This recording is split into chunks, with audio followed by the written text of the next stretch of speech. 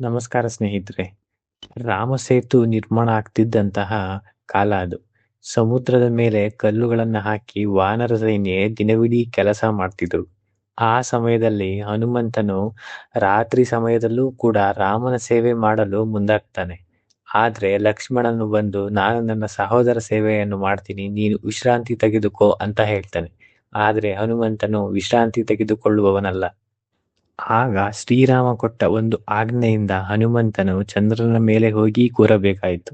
ಹೌದು, ಸೂರ್ಯನನ್ನೇ ನುಂಗಲು ಹೋದ ಹನುಮಂತನು ಚಂದ್ರನ ಮೇಲೆ ಯಾಕೆ ಕುಳಿತ? ರಾಮ ಮತ್ತು ಲಕ್ಷ್ಮಣರ ನಡುವಿನ ಆ ರಾತ್ರಿಯ ಸಂವಾದವೇನು? ಇವತ್ತಿನ ವಿಡಿಯೋದಲ್ಲಿ ಇದನ್ನ ಸಂಪೂರ್ಣವಾಗಿ ತಿಳ್ಕೊಳ್ಳೋಣ. ವಾನರ ಸೈನ್ಯದ ಕಠಿಣ ಪರಿಶ್ರಮದ ಸಮಯ ಅದು. ನಳ ಮತ್ತು ನೀಲ ಎಂಬ ವಾನರ ಇಂಜಿನಿಯರ್ಗಳ ನೇತೃತ್ವದಲ್ಲಿ ಇಡೀ ವಾನರ ಸೈನ್ಯವು ಬೆಟ್ಟ ಗುಡ್ಡಗಳನ್ನು ಕಿತ್ತು ತಂದು ಸಮುದ್ರಕ್ಕೆ ಹಾಕುತ್ತಿದ್ರು. ಹಗಲಿಡೀ ನಡೆಯುತ್ತಿದ್ದ ಈ ದೈಹಿಕ ಶ್ರಮದಿಂದ ಸೈನ್ಯವು ತೀವ್ರವಾಗಿ ಸುಸ್ತಾಗುತ್ತಿತ್ತು. ಮರುದಿನ ಕೆಲಸಕ್ಕಾಗಿ ಸೈನ್ಯಕ್ಕೆ ರಾತ್ರಿಯ ವಿಶ್ರಾಂತಿ ತುಂಬಾ ಅಗತ್ಯವಿತ್ತು. ಸಮುದ್ರದ ತೀರವು ರಾಕ್ಷಸರ ವಾಸಸ್ಥಾನಕ್ಕೆ ಹತ್ತಿರವಿತ್ತು. ರಾತ್ರಿಯ ಕತ್ತಲಲ್ಲಿ ಮಾಯಾವಿ ರಾಕ್ಷಸರು ಬಂದು ಮಲಗಿರುವ ವಾನರರ ಮೇಲೆ ಅಥವಾ ಶ್ರೀರಾಮ ಲಕ್ಷ್ಮಣರ ಮೇಲೆ ದಾಳಿ ಮಾಡುವ ಅಪಾಯವಿತ್ತು. ಎಲ್ಲರೂ ನಿದ್ದೆ ಮಾಡುವಾಗ ಸೈನ್ಯಕ್ಕೆ ಒಬ್ಬ ಸಮರ್ಥ ರಕ್ಷಕನ ಅಗತ್ಯವಿತ್ತು. ಹನುಮಂತನು ತಾನಾಗಿಯೇ ಈ ಜವಾಬ್ದಾರಿಯನ್ನು ಹೊತ್ತುಕೊಂಡನು. ಹನುಮಂತನಿಗೆ ರಾಮನ ಸೇವೆ ಎಂದರೆ ಅದು ಕೆಲಸವಲ್ಲ, ಅದು ಅವನ ಪಾಲಿನ ಭಕ್ತಿ. ಸೈನ್ಯವು ನಿಶ್ಚಿಂತೆಯಿಂದ ನಿದ್ದೆ ಮಾಡಲಿ ಎಂದು ಹನುಮಂತನು ಸತತವಾಗಿ ರಾತ್ರಿ ಇಡೀ ನಿದ್ದೆಯನ್ನು ಬಿಟ್ಟು ಶ್ರೀರಾಮನ ಸೇವೆಯನ್ನ ಮಾಡ್ತಿರ್ತಾನೆ. ತನ್ನ ಪ್ರಭು ಶ್ರೀರಾಮನಿಗೆ ಕಿಂಚಿತ್ತೂ ತೊಂದರೆಯಾಗಬಾರದೆಂದು ಅವನ ಧ್ಯೇಯವಾಗಿತ್ತು. ಸಾಮಾನ್ಯವಾಗಿ ಕೆಲಸ ಮಾಡಿದರೆ ಸುಸ್ತಾಗುತ್ತಿತ್ತು, ಆದರೆ ಹನುಮಂತನಿಗೆ ರಾಮನ ನಾಮ ಸ್ಮರಣೆ ಮಾಡುತ್ತಾ ಕಾವಲು ಕಾಯುವುದು ವಿಶ್ರಾಂತಿಗಿಂತ ಹೆಚ್ಚಿನ ಶಕ್ತಿಯನ್ನು ನೀಡುತ್ತಿತ್ತು. ರಾಮ ಸೇವೆ ಎಂಬ ಅಮೃತವಿದ್ದಾಗ ಅವನಿಗೆ ನಿದ್ದೆಯ ಅವಶ್ಯಕತೆಯೂ ಕೂಡ ಇರಲಿಲ್ಲ. ಇನ್ನು ಹನುಮಂತನಿಗೆ ದಣಿವು ಎಂದರೆ ಏನು ಎಂದು ತಿಳಿದಿರಲಿಲ್ಲ. ಅವನಿಗೆ ಒಂದೇ ಆಸೆ, ರಾಮನಿಗೆ ಇನ್ನಷ್ಟು ಸೇವೆ ಮಾಡಬೇಕು. ರಾತ್ರಿಯಾದರೂ ಸಹ ಅವನು ಮತ್ತೆ ಕೆಲಸಕ್ಕೆ ಬಂದು ಶ್ರೀರಾಮನಿಗೆ ಸೇವೆ ಮಾಡಲು ಮುಂದಾದನು. ಇತ್ತ ಲಕ್ಷ್ಮಣನು ತಾನೇ ಸ್ವತಃ 14 ವರ್ಷಗಳ ಕಾಲ ನಿದ್ದೆಯನ್ನೇ ತ್ಯಜಿಸಿ ಶ್ರೀರಾಮನ ಸೇವೆ ಮಾಡಿದವನು, ಅದು ನಿದ್ರಾದೇವಿಯ ವರದಿಂದ. ಹನುಮಂತನು ಕೂಡ ರಾಮನ ಮೇಲೆ ಅಷ್ಟೇ ಪ್ರೀತಿಯನ್ನು ಹೊಂದಿದ್ದನು. ಅವನು ರಾತ್ರಿ ಇಡೀ ಕಾವಲು ಕಾಯುತ್ತಿದ್ದುದನ್ನು ನೋಡಿದ ಲಕ್ಷ್ಮಣನಿಗೆ ಹನುಮಂತನ ಮೇಲೆ ಅಕ್ಕರೆ ಉಂಟಾಗಿ, ನೀನು ವಿಶ್ರಾಂತಿ ತೆಗೆದುಕೋ, ನಾನು ತನ್ನ ಅಣ್ಣನ ಸೇವೆಯನ್ನು ಮಾಡುತ್ತೇನೆ ಎಂದು ಹೇಳಿದನು. ಹನುಮಂತನಿಗೆ ಶ್ರೀರಾಮನನ್ನು ಕ್ಷಣಕಾಲ ಬಿಟ್ಟಿದ್ದರೂ ಅದು ಯುಗಗಳಂತೆ ಭಾಸವಾಗುತ್ತಿತ್ತು. ಅವನಿಗೆ ರಾಮನ ಪಾದ ಸೇವೆಯೇ ಪರಮ ಸುಖ. ಹಾಗಾಗಿ ಅವನು ಅಲ್ಲಿಂದ ಕದಲಲು ಸಿದ್ಧವಿರಲಿಲ್ಲ. ಇವರಿಬ್ಬರ ಈ ಸಂವಾದವನ್ನು ಕೇಳಿ ಶ್ರೀರಾಮನು ಮುಗುಳ್ನಗುತ್ತಾ ಬರುತ್ತಾನೆ. ಆಗ ಶ್ರೀರಾಮನು ಹನುಮಂತನ ಭಕ್ತಿಯನ್ನು ಮೆಚ್ಚುತ್ತಲೇ ಅವನಿಗೆ ನಾಯಕತ್ವದ ಪಾಠವನ್ನು ಕಲಿಸುತ್ತಾನೆ. ರಾಮನು ಹೇಳುತ್ತಾನೆ, ಹನುಮಂತ, ಕೇವಲ ನೀನು ನನ್ನ ಕಾವಲು ಕಾಯುವುದು ಮಾತ್ರ ನಿನ್ನ ಕೆಲಸವಲ್ಲ. ಇಲ್ಲಿರುವ ಕೋಟ್ಯಾಂತರ ವಾನರರು ನನಗಾಗಿ ತಮ್ಮ ಮನೆಗಳನ್ನು ಬಿಟ್ಟು ಪ್ರಾಣವನ್ನು ಪಣಕ್ಕಿಟ್ಟು ಬಂದಿದ್ದಾರೆ. ಒಬ್ಬ ನಾಯಕನಾಗಿ ಅವರ ಕ್ಷೇಮವನ್ನು ವಿಚಾರಿಸುವುದು ನಿನ್ನ ಧರ್ಮ.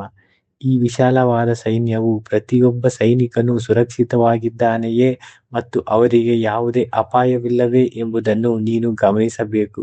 ಇಡೀ ಸೈನ್ಯದ ಮೇಲೆ ನಿಗಾ ಇಡುವುದು ನಿನ್ನ ಹೊಣೆ ಎಂದು ಶ್ರೀರಾಮನು ಹನುಮಂತನಿಗೆ ಹೇಳುತ್ತಾನೆ. ಹನುಮಂತನು ಶ್ರೀರಾಮನ ಈ ಮಾತುಗಳನ್ನು ಪರಮ ಆಜ್ಞೆಯಾಗಿ ಸ್ವೀಕರಿಸಿ ಅಂದಿನಿಂದ ಕೇವಲ ರಾಮನ ಸೇವಕನಾಗಿ ಮಾತ್ರವಲ್ಲದೆ ಇಡೀ ವಾನರ ಸೈನ್ಯದ ದಕ್ಷ ಕಾವಲುಗಾರನಾಗಿ ಕಾರ್ಯನಿರ್ವಹಿಸಲು ನಿರ್ಧರಿಸುತ್ತಾನೆ. ಹನುಮಂತನಿಗೆ ಇಡೀ ವಾನರ ಸೈನ್ಯ ರಕ್ಷಣೆಯ ಜವಾಬ್ದಾರಿ ಸಿಕ್ಕಾಗ ಅವನು ಒಂದು ದೊಡ್ಡ ಸವಾಲನ್ನು ಎದುರಿಸುತ್ತಾನೆ. ಸಮುದ್ರದ ತೀರದಲ್ಲಿ ಮೈಲಿಗಟ್ಟಲೆ ಹರಡಿಕೊಂಡಿದ್ದ ಕೋಟ್ಯಾಂತರ ವಾನರರನ್ನು ಒಬ್ಬನೇ ವ್ಯಕ್ತಿ ಕೆಳಗೆ ನಿಂತು ಗಮನಿಸುವುದು ಅಸಾಧ್ಯವಾಗಿತ್ತು. ಒಂದು ಕಡೆ ನೋಡುವಾಗ ಇನ್ನೊಂದು ಕಡೆ ರಾಕ್ಷಸರು ದಾಳಿ ಮಾಡುವ ಸಂಭವವಿತ್ತು. ಆಗ ಹನುಮಂತನು ತನ್ನ ಮಹಿಮಾ ಸಿದ್ಧಿಯನ್ನು ಬಳಸಿ ತನ್ನ ಶರೀರವನ್ನು ಆಕಾಶದ ಎತ್ತರಕ್ಕೆ ಬೆಳೆಸುತ್ತಾನೆ. ಎಲ್ಲರಿಗಿಂತ ಎತ್ತರದ ಜಾಗದಲ್ಲಿ ಕುಳಿತರೆ ಮಾತ್ರ ಇಡೀ ಸೈನ್ಯವನ್ನು ಒಂದೇ ದೃಷ್ಟಿಯಲ್ಲಿ ನೋಡಲು ಸಾಧ್ಯವೆಂದು ಅವನಿಗೆ ತಿಳಿದಿತು. ಭೂಮಿಯ ಮೇಲಿನ ಯಾವುದೇ ಪರ್ವತವೂ ಅವನಿಗೆ ಸಾಕೆನಿಸುವುದಿಲ್ಲ. ಅದಕ್ಕಾಗಿಯೇ ಅವನು ನೇರವಾಗಿ ಆಕಾಶಕ್ಕೆ ಜಿಗಿದು ಪ್ರಕಾಶಮಾನವಾಗಿ ಬೆಳಗುತ್ತಿದ್ದ ಚಂದ್ರಮಂಡಲದ ಮೇಲೆ ಹೋಗಿ ಕುಳಿತುಕೊಳ್ಳುತ್ತಾನೆ.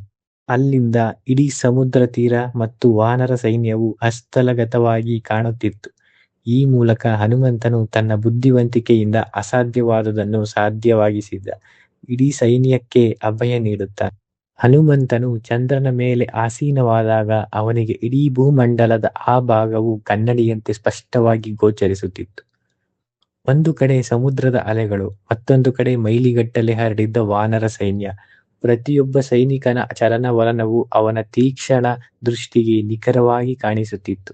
ಹನುಮಂತನು ಅಲ್ಲಿ ಕುಳಿತು ಕೇವಲ ಕಾವಲು ಕಾಯಲಿಲ್ಲ, ಬದಲಾಗಿ ತನ್ನ ಇಡೀ ಅಸ್ತಿತ್ವವನ್ನೇ ರಾಮನ ಜಪದಲ್ಲಿ ತೊಡಗಿಸಿಕೊಂಡ. ಚಂದ್ರನ ತಂಪಾದ ಕಿರಣಗಳು ವಾನರ ಸೈನ್ಯಯ ಆಯಾಸವನ್ನು ನೀಗಿಸಿ ಸುಖಕರ ನಿದ್ರೆಯನ್ನು ನೀಡುತ್ತಿದ್ದರೆ, ಅದೇ ಚಂದ್ರನ ಬಿಂಬದೊಳಗೆ ಕಂಡ ಹನುಮಂತನ ಬೃಹತ್ ನೆರಳು ಲಂಕೆಯ ರಾಕ್ಷಸರ ಎದೆಯಲ್ಲಿ ನಡುಕ ಹುಟ್ಟಿಸಿತು. ಹೀಗೆ ಚಂದ್ರಮಂಡಲದ ಮೇಲೆ ಕುಳಿತು ಇಡೀ ಸೈನ್ಯವನ್ನು ರಕ್ಷಿಸಿದ ಹನುಮಂತನ ಈ ಕತೆ ನಮಗೆ ಕೇವಲ ಭಕ್ತಿಯನ್ನಷ್ಟೇ ಮಾತ್ರವಲ್ಲದೆ ಜವಾಬ್ದಾರಿಯ ಪಾಠವನ್ನು ಕಲಿಸುತ್ತದೆ. ಹನುಮಂತನು ರಾಮನ ಪಾದದ ಬಳಿ ಕುಳಿತು ವೈಯಕ್ತಿಕ ಸೇವೆ ಮಾಡಬಹುದಿತ್ತು, ಆದರೆ ರಾಮನ ಆಜ್ಞೆಯಂತೆ ಇಡೀ ಸೈನ್ಯದ ಕ್ಷೇಮಕ್ಕಾಗಿ ತನ್ನ ಸುಖವನ್ನು ತ್ಯಜಿಸಿ ಚಂದ್ರನ ಮೇಲೆ ಕುಳಿತನು. ಈ ಘಟನೆ ನಮಗೆ ತಿಳಿಸುವುದೇನೆಂದರೆ, ಸಣ್ಣ ಜವಾಬ್ದಾರಿಯನ್ನೇ ಆಗಲಿ ಅಥವಾ ದೊಡ್ಡದನ್ನೇ ಆಗಲಿ, ಅದನ್ನು ನಾವು ಹೇಗೆ ನಿಭಾಯಿಸುತ್ತೇವೆ ಎಂಬುದು ನಮ್ಮ ಮೇಲೆ, ನಮ್ಮ ವ್ಯಕ್ತಿತ್ವದ ಮೇಲೆ ನಿರ್ಧಾರವಾಗುತ್ತದೆ. ಹನುಮಂತನಿಗೆ ರಾಮನೆಂದರೆ ಪ್ರಾಣ. ಆ ರಾಮನಿಗೆ ಪ್ರಿಯವಾದ ಸೈನ್ಯವನ್ನು ರಕ್ಷಿಸುವುದೇ ರಾಮನಿಗೆ ಸಲ್ಲಿಸುವ ಅತಿ ದೊಡ್ಡ ಸೇವೆ ಎಂದು ಹನುಮಂತನು ನಂಬಿದ್ದ. ಇಂದು ನಾವೆಲ್ಲರೂ ಹನುಮಂತನನ್ನು ಶಕ್ತಿಯ ದೇವತೆ ಎಂದು ಪೂಜಿಸುತ್ತೇವೆ, ಆದರೆ ಆ ಶಕ್ತಿಯ ಹಿಂದೆ ಇದ್ದದ್ದು ಅಚಲವಾದ ಬುದ್ಧಿವಂತಿಕೆ, ತಾಳ್ಮೆ ಮತ್ತು ನಿಸ್ವಾರ್ಥ ಸೇವಾ ಮನೋಭಾವ. ಚಂದ್ರನ ಆ ತಂಪಾದ ಬೆಳಕಿನಲ್ಲಿ ಇಂದಿಗೂ ಹನುಮಂತನ ಆ ಕಾವಲು ನಮಗೆ ಅಭಯವನ್ನು ನೀಡುತ್ತದೆ ಎಂಬ ನಂಬಿಕೆ ಇಂದಿಗೂ ನಮ್ಮಲ್ಲಿದೆ. ಶ್ರೀರಾಮನ ಭಕ್ತಿ ಮತ್ತು ಹನುಮಂತನ ಶಕ್ತಿ ನಮ್ಮೆಲ್ಲರ ಬದುಕಿಗೆ ದಾರಿದೀಪವಾಗಲಿ. ಹನುಮಂತನ ಈ ಅದ್ಭುತ ಅಚಾತುರ್ಯದ ಬಗ್ಗೆ ನಿಮ್ಮ ಅನಿಸಿಕೆ ಏನು? ಕಮೆಂಟ್ನಲ್ಲಿ ತಪ್ಪದೆ ತಿಳಿಸಿ. ಇಂತಹ ಮತ್ತಷ್ಟು ರೋಚಕ ಮತ್ತು ದೈವಿಕ ಕಥೆಗಳಿಗಾಗಿ ನಮ್ಮ ಚಾನೆಲ್ ಅನ್ನು ಸಬ್ಸ್ಕ್ರೈಬ್ ಮಾಡಿ. ಎಲ್ಲರಿಗೂ ಧನ್ಯವಾದಗಳು. ಜೈ ಶ್ರೀರಾಮ್, ಜೈ ಹನುಮಾನ್.